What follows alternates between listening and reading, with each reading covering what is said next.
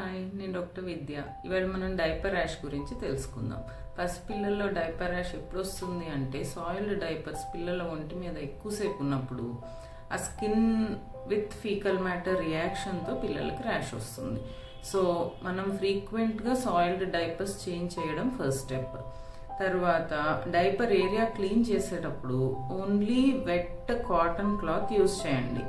Alcohol కానీ any other products ఉన్న wet wipes use చేస్తే ఇంకా కొంచెం ర్యాష్ ఎక్కువ అవ్వచ్చు పిల్లలకి.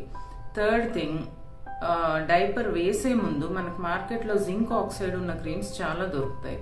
అది అప్లై చేసి వేస్తే చాలా వరకు ఈ ప్రాబ్లం సాల్వ్ అయిపోతుంది. కానీ ఇవన్నీ చేసిన తర్వాత కూడా పిల్లలకి ఏమన్నా ఫీవర్, పస్ట్యూల్స్, పస్ డిశ్చార్జ్ కానీ ఇంకేమైనా ఇబ్బంది అనిపిస్తే మాత్రం మీరు కన్సర్న్డ్ డెర్మటాలజిస్ట్ని కన్సల్ట్ చేయండి.